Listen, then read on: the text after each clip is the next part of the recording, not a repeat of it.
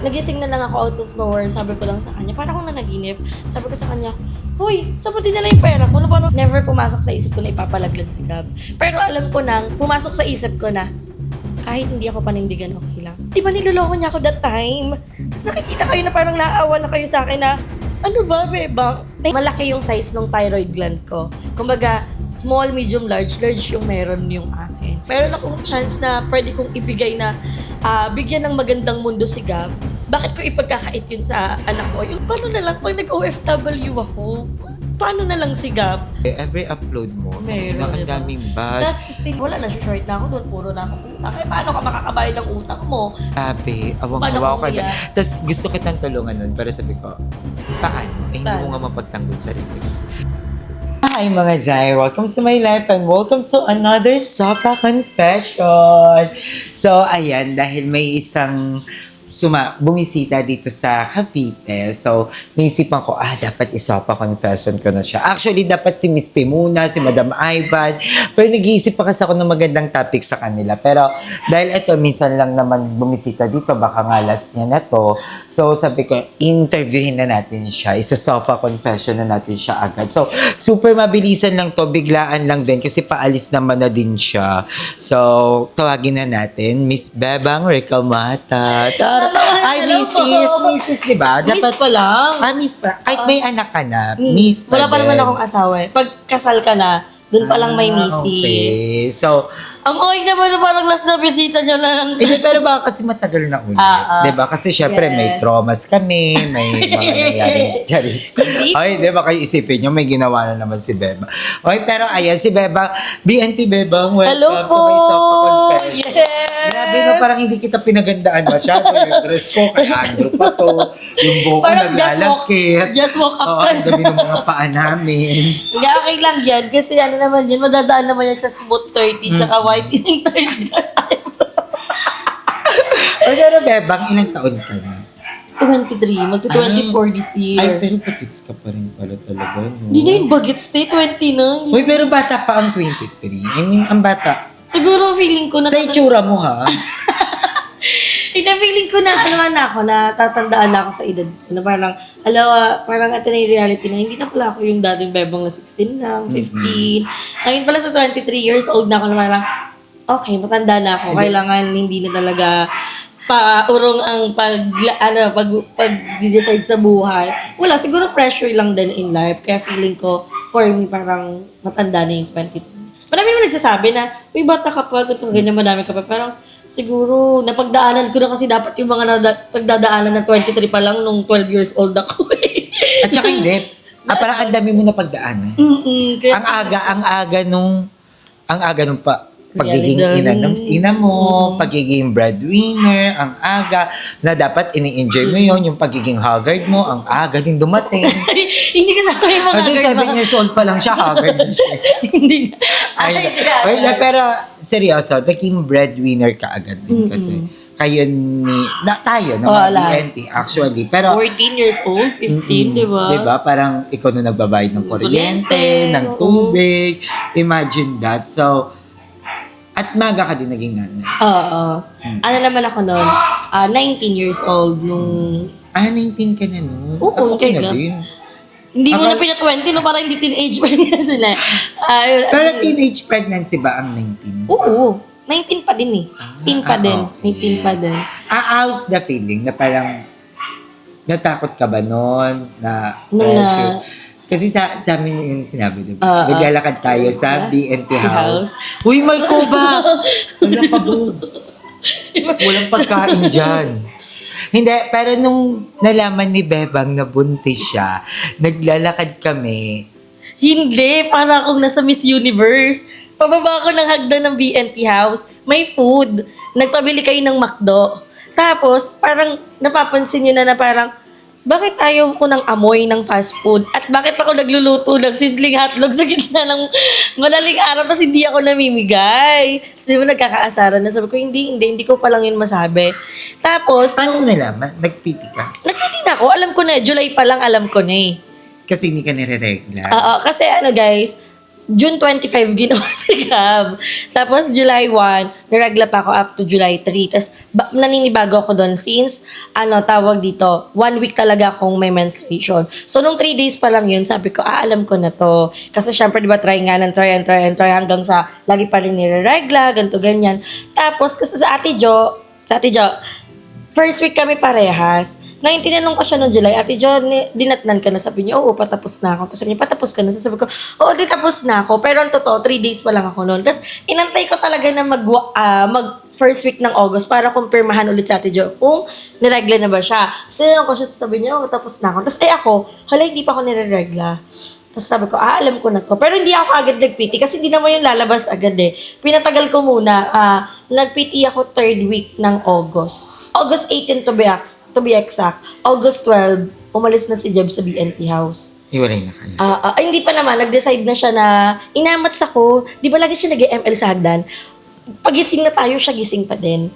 So parang nagising na lang ako out of nowhere. Sabi ko lang sa kanya, parang akong nanaginip. Sabi ko sa kanya, hoy, sabutin na lang yung pera ko. Na parang, girl, dami mong pera. Parang siya na parang, ha? Ano ba nagsasabi mo? So parang sabi ko, shit, sorry. Tapos hindi kami naging okay. Tapos sabi niya, nauwi na daw siya ng Pangasinan. Doon Alam ako- niya na nabuntis. Hindi pa. Pero bago siya umalis, sinabihan ko na siya na ayaw niya kasi ako mag-PT ng day na yun eh. Tapos sabi ko sa kanya, sige, mag-PT pa din ako. Pag PT ko sa harap niya, invalid. Tapos sabi ko, kinabukasan na lang. Tapos sabi niya, hindi uuwi na ako. Sabi niya, tapos sabi ko sa kanya, oh sige, tawag dito, huwag mo kong iiwan, ganito, ganyan. Tapos nag-promise naman siya na hindi niya ako iiwan, ganito, ganyan. Tapos umuwi na siya ng Pangasinan. Tawag dito, hinatid ko siya sa baba ng BNT house, hindi ko inantay na umalis yung sasakyan na pinag-aarkilahan namin. Tapos tawag dito, yun parang na. alam ko yan. Oo, Parang yun alam ko yan. yun na. Tapos nagluto na tayo ng sinigang labaka kinagabihan. Nas wala na siya, tapos naka-video call na siya, diba? Nag-PT ka na. Nag-PT na ako noon, tapos invalid nga, tapos hindi pa rin ako nag-PT. So sabi ko, okay, pero alam ko talaga sa sarili ko, buntis ako kasi naninibago ako. Tapos, di ba sabi mo, huy, binuburog ka yung noo mo. Tapos sabi ko, hindi, menstruation lang yan, ganito, ganyan. So, hindi ko pa kasi masabi sa kanila. August 18, nung nag-PT ako, hindi ko kagad sinabi sa kanila. August, kinabukasan lang, ko lang isang araw. Hindi nga madaling araw din yun ng August 19 eh. Yun na, may mga McDo dun sa lamesa natin. Tapos, sabi ko kay Joben, kinakabahan ako, Mika. Tapos sabi niya, bakit? Sabi ko, wala lang. Saan doon na kayo? Sabi mo, babang, kain na. Tapos, Madam Ivan, ikaw, ganito, ganyan. Yung hagdan natin, alam mo, di ba parang may main stage yung pinaka ganito, tapos bago pa bumaba. Yung katulad lang dyan sa'yo. Pag ko doon, umiyak na ako sa inyo. Tapos, ang sagot niyo lang lahat, alam na namin. Gumanon lang kayo sa akin na alam na namin. Tapos yun, comfort na, ayan na, kaya mo yan, ganito, ganyan. Pero nung nakita mo yung PT, anong naisip mo agad na parang, nanay na ako? Naisip mo ba yung mga dapat hindi maisip? Ganon. Hindi naman. Nung nakita kong buntis ako, umiyak ako, masaya talaga yung puso ko. As in, wala, never pumasok sa isip ko na ipapalaglag si Gab. Pero alam ko nang, pumasok sa isip ko na, kahit hindi ako panindigan, okay lang. Ganon. Kasi sabi ko, kaya ko naman. Makaramdam ka na parang hindi ka papanindigan. Kasi nung pinag-usapan naman namin yun parang syempre, pag mahal nyo yung isa't isa, parang hindi mo naman naiisip kung ano yung cons that time, 'di ba? Pero ang naano mo lang doon na parang mahal nyo yung isa't isa, ganito, ganyan. So ako, alam ko naman sa sarili ko. Kasi syempre ako nakakilala sa partner ko that time. Alam nyo, kayo naman talaga makakakilala sa partner nyo once na nagsama talaga kayo. So parang ako nangangamba ako. Pero sabi ko, sige, okay na to, blessing to binigay ni Lord. Pero ang lagi kong tatandaan, blessing tong baby, dapat maging blessing din ako sa kanya. Hindi ko man mabigay. Kaya nga, di ba, sabi ko, tumataking sa isip ko, dito na tayo sa BNT house na, na bago. Di ba, sabi mo nga, umiiyak ako kasi... Ano ko nag-away tayo yun Hindi tayo nag-away. Pero parang nalulungkot ka na kasi, wala, naiiyak ako. Hindi, yun, tawag dito. Kasi di ba niloloko niya ako that time? Tapos nakikita kayo na parang naaawa na kayo sa akin na, ano ba, bebang? Naiintindihan ka namin na hinahanap mo siya. Totoo naman, aminado naman ako nung pregnant ako, na hinahanap ko talaga siya. Parang, hindi ko kayo makita. Parang, hindi ko kayo makita. Kahit anong sabi niyo na nandyan kayo para sa akin, na-appreciate ko. Pero parang iba pa rin pala sa feeling na, na may kasama ka. Tapos parang sabi mo nun sa akin na, ikaw, kahit ano naman mangyari, iwan ka niyan, tandaan mo, may 8 tatayan si Gab. Tapos parang sa isip ko, oo nga, no. bakit pinipilit ko pa yung sarili ko na makipag-ayos sa kanya? Bakit? Siguro kasi yung hormones nung pregnancy ko talaga that time na siya talaga yung hinahanap. Tapos, ayun, tapos di ba nag-message ka sa akin na parang iniisip mo na kaya ako umalis ng BNT house dahil hindi tayo naging okay. Meron tayong misunderstanding pero about naman yun sa grupo, hindi naman yung personal issue natin. Pero, ayun, yun yung talagang tumatag sa akin na parang, oo nga no, pero tinry ko pa din kasi nga sabi nyo, try mo, wala namang mawawala sa iyo eh. Kasi kung siya naman talaga yung hinahanap mo, naiintindihan namin. Hindi naman namin kayang ibigay yung love na binibigay sa iyo that time ng ex-partner mo. Kasi iba ang love ng friend, iba din naman ang love ng partner. At saka ano kasi yun parang lahat kami may jowa. Diba? Parang araw-araw makikita mo, naglalapungan kami. Diba? Tapos buntis ka pa. Siyempre, magkikrib ka sa ano eh. Tsaka tawag dito, parang nahihirapan din ako noon that time kasi parang wala akong, si Ate Jo ang kayakap ko gabi-gabi, di ba? Ano na, wait lang na SD card full kami. Wala. Oo, na full kami. Hindi na namin alam kung nasan kami. Pero, ayun nga, parang umuwi ka na ng Pangasinan, no? Doon ka na ng buntis, di ba? At saka alam niyo ba guys, dati naaalala ko pa, yung unang-unang buntis ka pa lang, yung nalaman natin, yung biglang sabi ko sa'yo na, okay lang yan, no ka ba, huwag kang malungkot. Kasi nga, hindi naman lahat nagkakaroon ng anak. Di ba? Napaaga lang yung sa'yo. Masyado ka lang nagmadali, di ba? Tapos nabash ka na noon, na teenage keme, di ba? Pregnancy. Parang lahat ng bash na kuha mo, no? Nung bata ka, nabash ka na matinggera, nabash ka na teenage, tapos nalalait ka na addict, di ba? Pero, paano yun? Pag kunyari nilalait ka na addict, ganun, magnanakaw, lalo na yung mga jokes namin, nasasaktan ka. Hindi, kasi alam ko naman yun sa sarili ko na hindi yun totoo. At saka, sa tayo kasi, hindi kasi natin, alam natin yung limitation natin pag nagbibitaw tayo ng joke.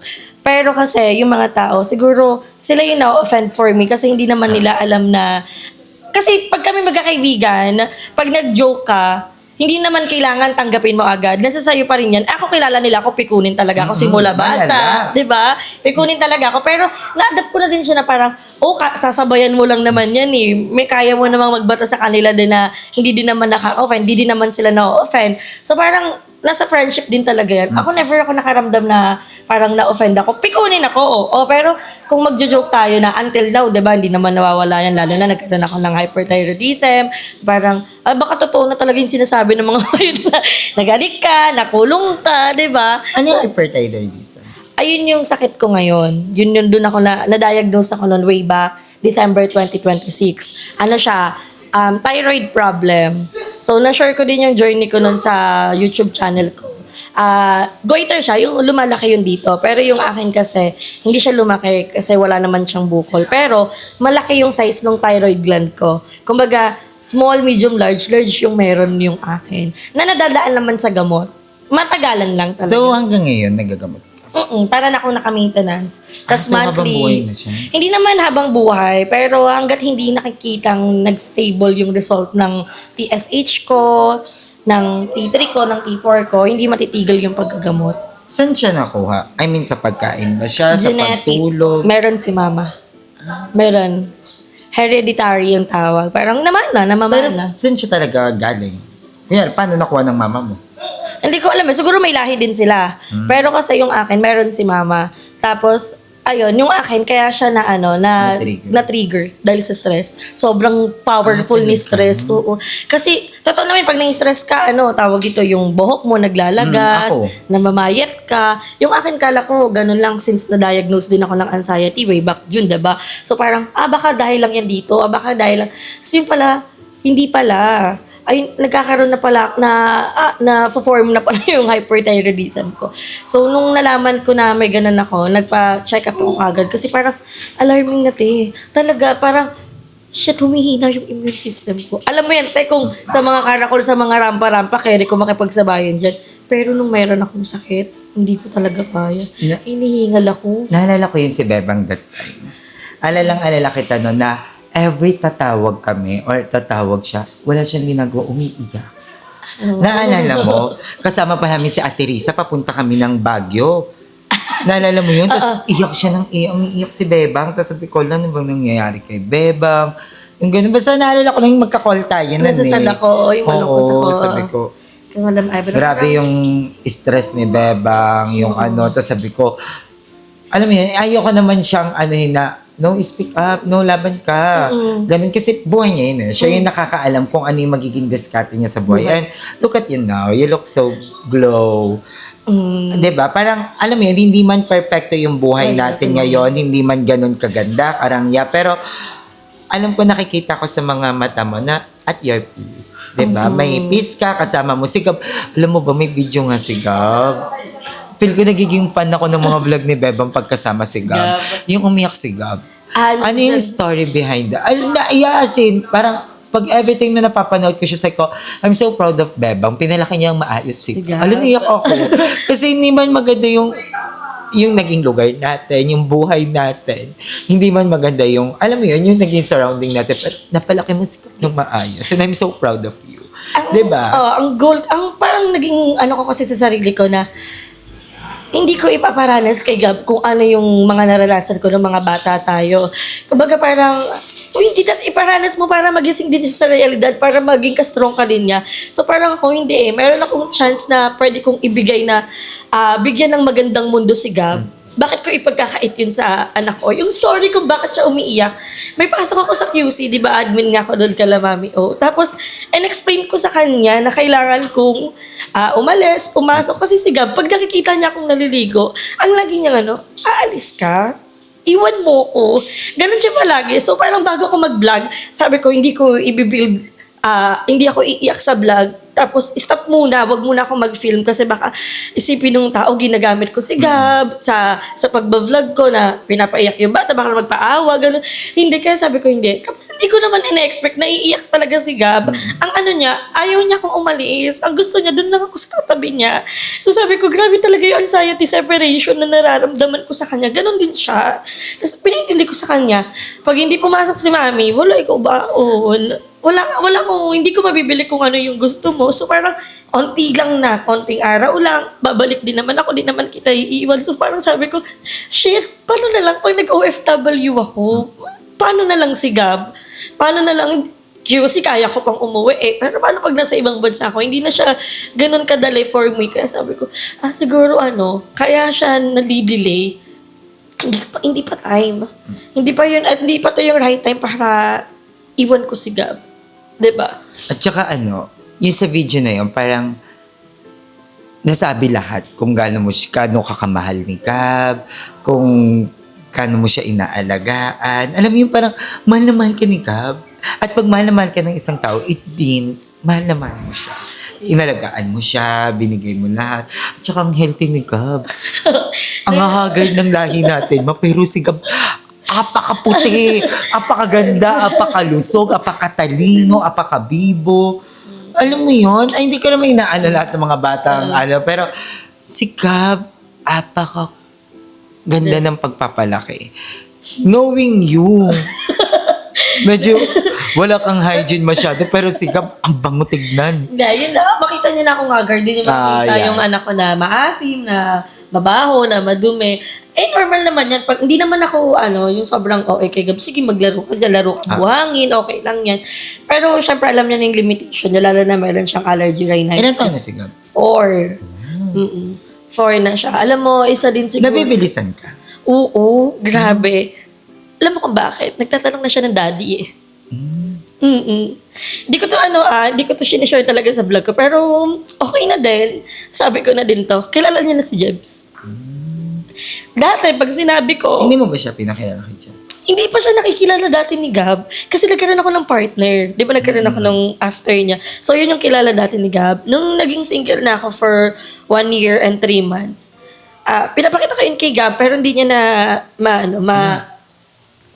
So, nalobat tayo, guys. Pero, ayun nga yung kay, pinakilala mo siya. Dati, pag tinanong mo si Gab, where is Jebs? Or kung kilala niya si Jebs, hindi. Pero madalas niyang sagutin, where is Jebs? Dead. Yun lang yung lagi niyang alam.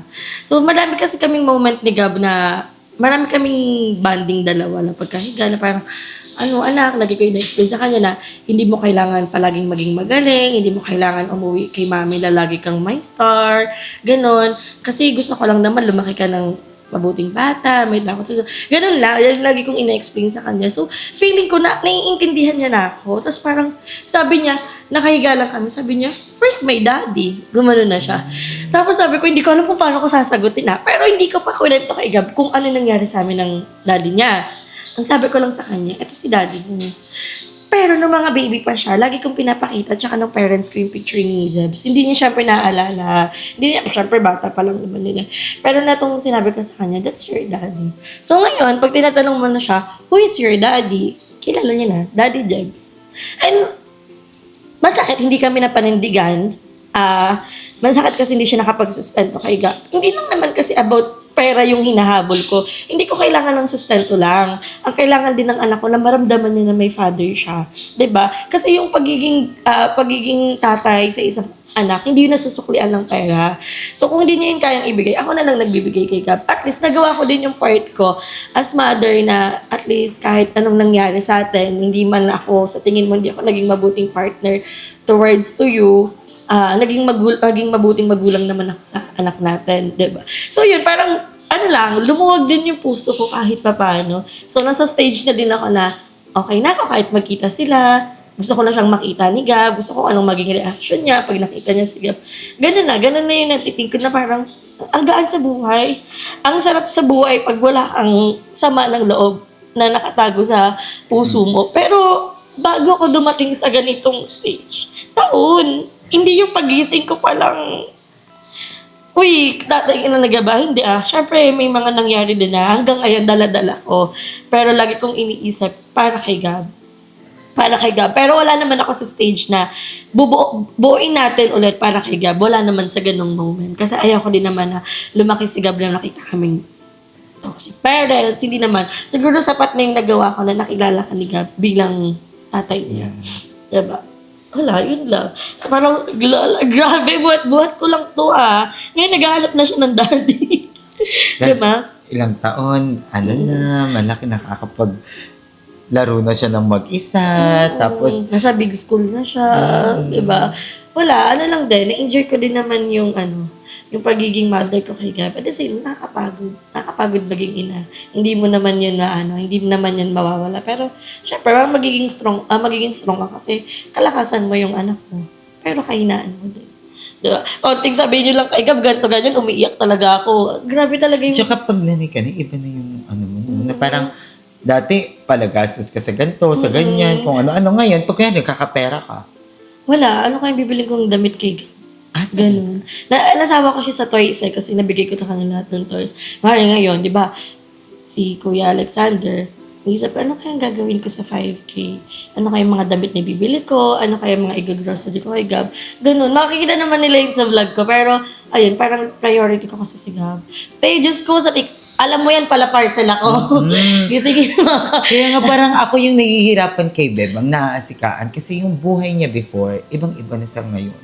Na pag nagkakapera dati si Bebang, lagi yung ilang gramo? Hindi ganun, hindi. Ay, wala. Hindi Hindi, parang Shopee pag nagkapera siya, ang dami niyang binibili sa sarili niya, skincare, mga collagen, na yung buhay natin dati talaga. Diba? Parang ngayon, wala, diaper, gatas. Diba? Pero, at the same time, sobrang bongga kasi may Gab ka.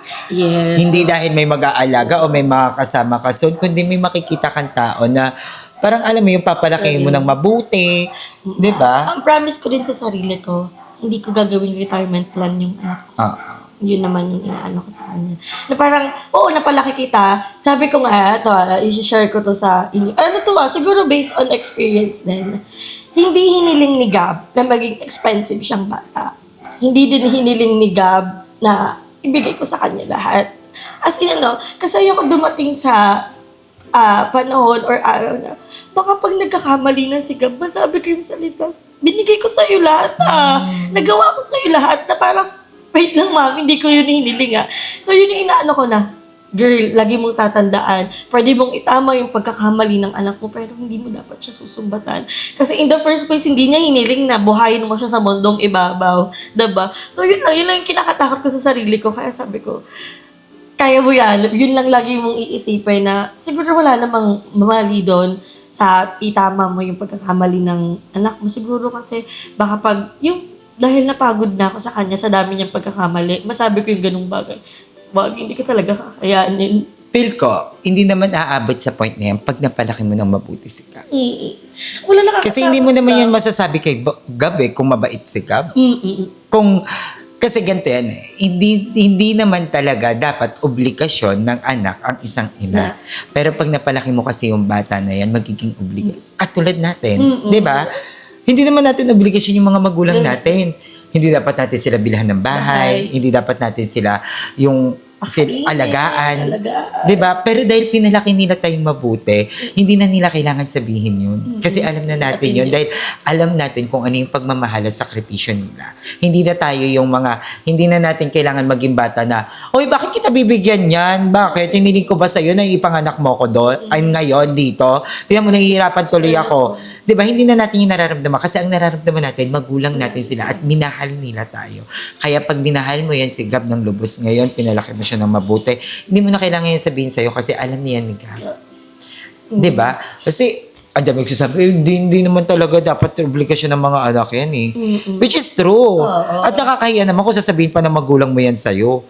Di ba? Dapat alam na yan ng mga anak. Kaya dapat palakayin niyo yung mga anak niyo ng mabuti. Kasi, ano yan parang relasyon lang din. It takes two to tango, di ba? Pag naging masama ka sa anak mo, magiging masama yan pagkaki. Di ba? Ganon din ng anak. Pag naging masama yan sa'yo ngayon, ibig sabihin naging masama ka dati sa kanya. Ako naman, di ako perfectong ina. Kahit ngayon bata pa lang yung si Gab, normal yan na makulit, normal yan na mapalo ko. Hindi naman ako perfectong ina, pero kung hanggat kaya ko siyang disiplinahin, dinidisiplina ko talaga siya. Hanggat kaya ko siyang, alam mo yun, magkaroon kami ng communication kasi ayoko na pag lumaki siya, kailangan niyang mayroong itago sa akin. Yung kailangan niya kong i-hide yung parang, huwag mong sasabihin sa mami ko, ganito, ganyan. Ayoko kasi gusto ko magkaroon siya ng open relationship talaga sa akin. Na lahat, wala siyang itatago, lahat sasabihin niya sa akin. Kasi mas masarap magkaroon ng ganong relasyon sa anak. Diba? Parang ang gaan-gaan. Pero syempre, nabibilisan ako. Parang, apat na taon na yun. Parang, baka pagising ko, nasa middle school na siya, malaki na siya, mag-boyfriend na siya, okay, maging BNT siya, excited. Diba? Pero dapat magiging vlogger ka ba? Kasi feel ko, matanda na tayo, vlogger pa rin tayo. Hindi ito mawawala. Alam mo, kahit pagdada lang nanonood sa akin, tapos uga-uga na ako. Wait lang, Ma'am Chiklad Ma'am Chiklad, thank you, Ma'am Chiklad sa ano. Wait lang, Ma'am Chiklad, baga upload ako Pili ko may-stop ko yung pagiging vlogger natin. Di pag na-delete mo yung YouTube Ako, yung matatanda na tayo, mga koko mama na, mama koko na tayo. Tapos yung mga urang-urang na tayo, nagtitingin pa rin sa Peligan. I'm very good, Moda. Thank you, Kuya Don, man. Nagpapa-Jollibee pa din. Kahit agad-agad na tayo. Diba? So, ayun, feel ko talaga, magiging vlogger pa rin tayo kahit at the end of the day. And sana may mga magpamana like si Gab. Di ba pangarap natin yan dati? Ako sabi ko nga masaya din na naging vlogger ako. Why? Pag lumaki si Gab, ito pala ako nung bata. Ito yung mga ninong. Naalala ko, meron tayong nila Kuya Lloyd. Kasi kami nila Kuya Lloyd, nag-uusap-usap kami yan. Gusto namin, sa pagtanda, kami yung magkakasama hanggang tumanda kami. Hanggang kami lang yung magkakasama sa, yung ganon, yung kasi syempre mga bading. Diba? Tapos, ang magkakaroon ng bagong BNT, si Bebang, tsaka si Jeko. Diba? Sa kanila. Pero wala, saya din talaga. Kaso, syempre, ito na yung realidad ng mundo. Pero ngayon bang naman, masasabi mo bang may peace of mind ka na? Oo. Last time, no? Kaysa last time. Kasi nakita kita nun Grabe yung pinagdaanan ko din talaga last year. And ang welcome ng 2026 ko, may hyperthyroidism ako, may sakit ako. So parang, Lord, save ba to ng last year? Or hindi naman, baka malalagpasan ko naman to. So parang nagkaroon ako ng peace of mind nung tinanggap ko lahat ng mga nangyari sa akin. Tinanggap ko kung ano yung mga problem na dumadating sa akin. Dito lagi ko lang tinitingnan si Gab. So parang sabi ko sa sarili ko, kahit anong mangyari or kahit anong problema ang iba to sa akin ng universe or ng mundo, kakayanin ko kasi meron akong Gab. Hindi ako pwedeng maging mahina. Kasi yung pagkakaroon ng peace of mind, sobrang hirap niyan kunin. Hindi yan pagkagising mo, ay pagtulog mo pagising mo may peace of mind ka na. Hindi, sobrang tagal din bago ako nagkaroon ng peace of mind. Hindi lang sa friends, hindi lang sa surrounding, hindi lang sa family. Kasi in general, sobrang nahihirapan ako kunin yung peace of mind. Kasi, ang dali din kasi sabihin na, ano ka ba, huwag mo kasing isipin. Oo, di Pag ba? nangyari, idilipas na. Mm-mm. Ang hirap sa part namin yon as a content creator. Lalo na yung comment nyo, yun yung nagmamatter sa amin. Kahit sabihin nyo, huwag mo pansin yung mga comment, hindi. Kayo kasi yan eh. Kayo yung bumubuhay sa amin. Kayo yung dahilan kung bakit may pambili kami ng mga bigas, kung bakit may pambayad kami ng bills. Kayo yung dahilan nun. So, feel namin pag nadidisappoint namin kayo, pag may, alam mo yun, parang yung pag ang daming bash namin, nagmamatter talaga siya kasi ito kami, ito yung buhay na pinasok namin. Pag nawala kayo, wala. Alam mo yung parang kahit 5 nga lang sa inyo magalit eh, nakaka-depress. Di ba na parang shit ng ino. Sabi ko Lalo na yun sa'yo, every upload mo, Meron, ang diba? daming bash, Tapos ang tinistop daming ko talaga mag-vlog nun. Mas pinili ko mag-stop Tapos ng wala vlog. ka pang kasama.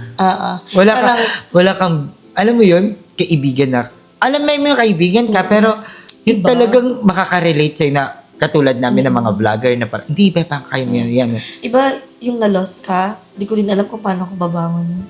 Pag parang tawag dito, feeling ko hindi ako naging ina kay Gab nung na-lost ako eh. Nung wala akong peace of mind, nung kasagsagan na nababash ako, feeling ko hindi ako naging ina ng kay Gab. Parang Parang natalo ka. Oo, parang, ito na yun, wala na yun. Wala naman akong magagawa. Eh, kumbaga, kahit explain ko naman yung sarili ko, may makikinig ba? Papaniwalaan pa ba ako, di ba? Parang, wala na napangunahan eh. Kumbaga, hindi pa nga nangyayari yung isang senaryo sa kanila, may ending na. Kumbaga, nangyari na, di pa nangyayari, nangyari na, di ba? So, parang ako, sige, ano naman eh, tawag dito, alam ko naman sa sarili ko na kakayanin ko din to, malalagpasan ko din to. And parang, one day, nagising na lang din ako na parang, laban, kaya mo yan. Ibangon mo yung sarili mo. Sigab, kailangan ka niya.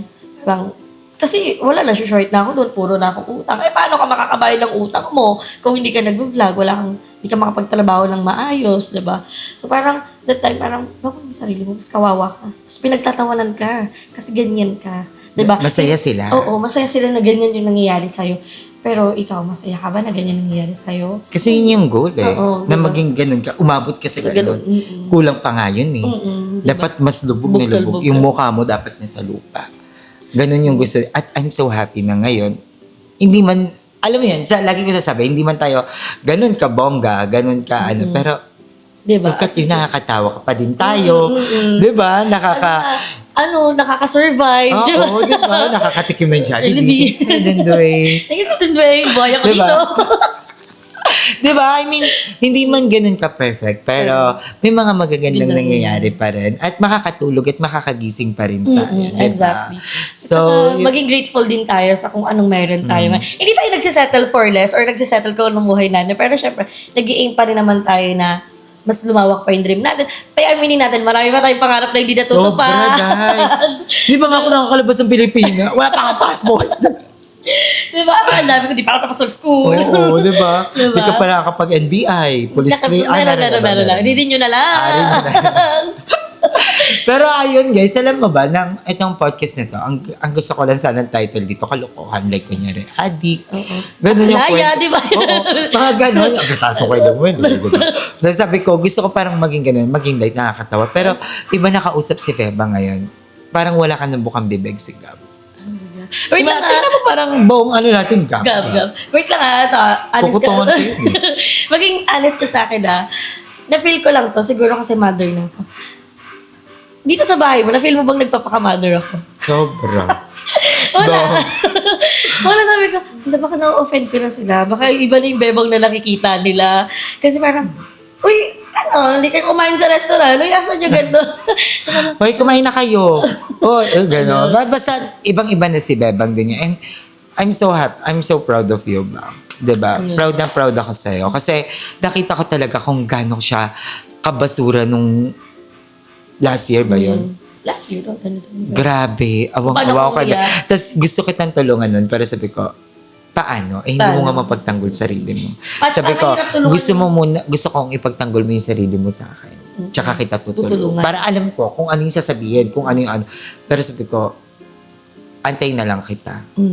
Ano naman yan, mag-heal din naman yan. Hindi lang talaga pwedeng agad-agad. And then, tsaka ang galing na, may mga mangyayari talagang pangit sa atin sa past. Pero, Oo. manalagpasan Malalagyan pala mo. talaga natin. Na parang, kala ko hindi ko kaya. Diba? Kaya ko pala. Diba? Lagi kasi akong, laging mahina yung loob, ganito, ganyan. Pero pag naging mother ka, lakas-lakas na loob. Parang, asan yung sabay-sabay na problema? Sabay-sabay ko harapin yan. Ganon. Diba? Parang, may mga times na wala na to. Tapos, ako din, naramdaman ko yun, Nige. Di naputulan to ng ilaw. Yung nawala ng kuryente, nawala yung TV. Ang ko lang na sa wala na yung bahay. So, ikaw, parang feel ko, na lang ako, makikitira na lang kay madam, gano'n. Pero parang ang galing ni Lord, may mga gagamitin talaga siyang tao. Diba? So, yun, siya yung dahilan kung bakit nabalik tong ilaw, nandito ako ulit, eto, lumalaban, hindi man nagiging okay yung life ko, pero alam kong doon din ako patungo, diba? Tsaka parang, minsan na-realize natin pag may problemang dumadating sa atin na parang, pagsubok lang to Lord, kaya namin to, kaya ko to. Pero pag nandyan na, hindi mo maiwasan, hindi manghina. Hindi mo siya kaya kagad, yung parang, asan yung problema, yung problema, tatapatan ka. Hindi. Darating mo na yung araw na parang, hindi ko makapag-isip ng maayos. Parang dinadahan-dahan mo kung inaano mo na parang, paano ko kaya malalagpasan tong struggles? Ay, puto. Paano kaya malalagpasan tong struggles ko to? Parang, kasi totoo naman pag hindi ka okay, hindi ka nakapag-isip ng maayos. Madaling sabihin na, hoy, mag-vlog ka rin, mag-vlog. Hindi nagpa-function yung utak ko. Seryoso? Parang, paano ako mag-vlog? Paano ako makakapagbigay ng happiness sa mga tao? Hindi nga nagpa-function yung brain ko. Ang hirap mag-vlog ng stress. Ang hirap mag-vlog ng hindi ka nakapag-isip ng maayos. Ang hirap mag-vlog ng malungkot ka. Ang hirap ipeke ng ng emosyon mo, no? Kasi nakikita naman talaga Kahit sabihin mo magluluto ka lang. Luto-luto ka, ganyan. Hindi masarap kasi lowat na Nalabat yung cam. So, Ang haba dalawang battery na po yung nagamit namin. So, thank you for watching this vlog. Pero ito, last na tanong na lang. Ano yung pinag-pray mo na ganyan gabi? Ang pinag-pray ko gabi-gabi. Sana kung ano man yung dumating na pagsubok sa buhay ko. Sana palagi kong kayanin. Sana hindi na dumating sa point na susuko ako. Na parang mapapangunahan ako ng hina ng loob na hindi ko agad kaya. Ay sana pagising ko, okay pa rin si Gab, wala siyang sakit. Ako, sana kayanin pa ng katawan ko lahat, Lord, kasi lahat pinapasok ko. Naku, ibang pinag-pray ko din, long life, para mabigay ko ang magandang mundo para sa ikaw. And ito, last message. Andito na tayo. I mean, andito na tayo ulit sa nakakatawa tayo ulit. Kasi feel ko sabi tayo na stress na din. Hindi magkaiba man ng rason, pero feel ko parehas tayo ng lagi ng pinagdadaanan. Andito na tayo, nakakatawa na tayo ulit, nakakakain na tayo ulit. Huwag na tayo bumalik doon. Huwag na natin ulitin kung ano yung mga maling nangyari sa atin, mga pagkakamali natin. Yun naman yung inaano ko doon na parang lahat na nangyari sa Pasko, may natutunan ako doon. So walang rason para ulitin, walang rason para bumalik ulit sa nakaraan. Naawa tayo kay Sir. Oo. Kawawa siya. Pag ano yung parang ang dilim-dilim, kahit bukas yung ilaw. Sobrang dilim. Parang nakakaawa yung siya yung nagsasuffer. Alam mo, sabi ko, Nakakaawa tignan. nung mga time na yun, sabi ko kay Lord, wala naman ako sa tubig, wala ako sa dagat. Pero parang lulog na lumag. Okay. Hindi. Totoo. Diba? Totoo yun naman. Nakalunod lahat ng Na mga nangyayari. Sa ang hirap makahinga. Naranasan mo yun? Oo, tinagkapagkatay ka ko. Labis-labis mo. Lagi ako nasa ER, paalam, ganun na pa. May isang tao lang sa akin na siya yung nag-aano sa akin everyday. Ganyan. Siya yung nagpalakas ng loob sa akin. Lahat ng pwede niyong itulong, lahat ng pwede niyong ibigay sa akin, binigay niya. Pero, alam mo yun, parang hindi ko lang ko. Pero hindi may iba. May parang, may kailangan ka talaga. Di ba? Ikaw ganyan may tao, may nagaganyan sa'yo. Alam mo, wala kayo sa tabi ko, andyan yung mga best friend ko. Pero iisa kayo ng goals, iisa kayo ng rules. Tulungan mo muna yung sarili mo bago ka namin tulungan.